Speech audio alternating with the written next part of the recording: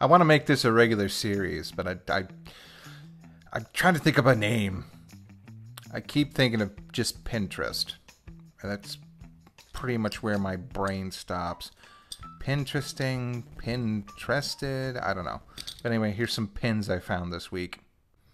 First off, a Back to the Future pin, pretty self-explanatory. There's the DeLorean and a fire trail, and where are those? Oh, those rocks? No, oh, those are the other movie posters in the background. That's pretty neat. Yeah, let's see if I can actually get a little bit of focus on that. Come on. Yeah, there you go. There's Doc and... Wait, that's from Back to the Future 3. That's Back to the Future 3, and this one's Back to the Future... Is that this... That's a... Okay, so they just photoshopped squares. They didn't even try to blend that in. This is a horrible pen. Actually, no, I quite like this one. If they just had kept the actual DeLorean, the main focus, or at least like put something in there. There's 3 sequels. I think that is just... Is that Back to the Future 3 again? I'm not sure. Yeah, maybe if you just blur the edges a little bit on those and maybe stick a third one up here, that would have been nice. I don't have that many movie pins. I mean, I kind of do, but they all came from Blockbuster right when they were shutting down, and they came in sets of 4s. And they were like to really weird movies. Like I've got a few Twilight pins.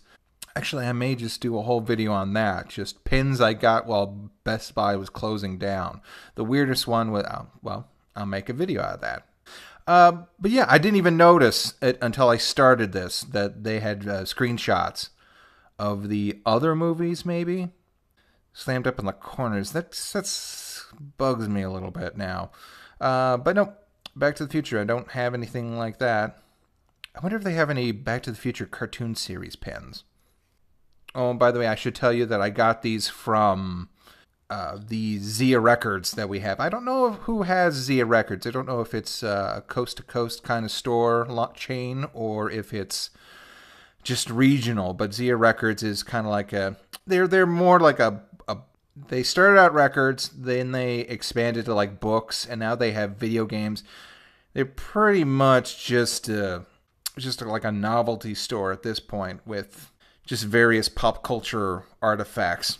This one particular one I went to had a bunch of those pop figures, Funko Pop figures, out of their boxes. They just had like grab bags full of them. They weren't less expensive, they were just in bags. So, but anyway, this one caught my eye, Lex Luthor, and at first I just picked it up because I was like, okay, Lex Luthor. I have tons of Superman pins, but I don't have a Lex Luthor. But then when I got it home and I just started looking at it, I really took a liking to his logo. Then I realized that a lot of supervillains don't have logos. I'm trying to think of other instances where supervillains have their own logos. I'm sure that happened a lot in Marvel, but not so much DC. And this one's especially nice because you got the LL. It's very geometrically pleasing. You've got the LL that kind of creates a straight line. The EX is nestled right in between where the uppercase first L meets the T, and that kind of creates a little nest for the X. So you're like, ooh, Lex. X, very powerful, very, very 1980s power move. And then you get the lower, which kind of nestles the start of the Luthor, and then you get the shadow. What is this? Oh, that's just schmutz. Art's fine. Art's like from either the 80s or early 90s. But anyway, yeah, glad. I like it just for the logo. I think that's pretty neat. Now, this is a little different. This is actually some Valentines they had at Walgreens that were like cut to like down to 90% on all of their Valentine stuff because this was like 3 weeks after Valentine's Day. And I got this for like 50 cents. Now, these are Valentines. But, you know, they're still pins, which means they're still good. And what a nice little option you have here to either give away these candies or these pins, because some, you know, kids can't have chocolate or anything with peanuts in them, and this is a nice little alternative. Some of these will be problematic, and I'll probably like dump them in my my spare pin bag, like this one that clearly says Happy Valentine's Day. That will not be featured. Dot with a heart, and that one probably won't make it into the collection either. Most of these ones with Minnie Mouse, they're going to be fine. Actually, this one with the heart, that one probably stand up, but this one's fine. But you know, like hearts and flowers, that's pretty much in tune to her character and her iconography. So yeah, these will be just put on the pin just as fillers. This one's fine too, and I wanted to point this out. A lot of this stuff is just they're stock photos that people... I mean, one artist made all this stuff, and they stick this on all sorts of merchandise. I think I've seen all of these poses on, like, Easter baskets and Christmas decorations with just different colors. In fact, you can see here. See?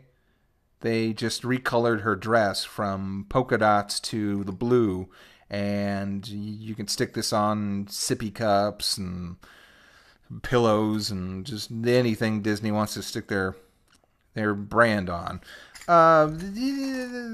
This one, you know what? If you don't pay attention to the hearts, that one will be pretty fine. There's another one right here. It's pretty cool. Other than that one heart in the corner, and actually his pants are made of hearts.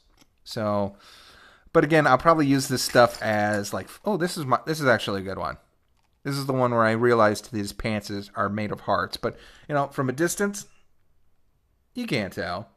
And that'll be like a good little, that'll be a good filler on the board. Well, anyway, these are some of the new pins I got this week. I like this. I like talking about this. This is fun. We'll have to do more of this.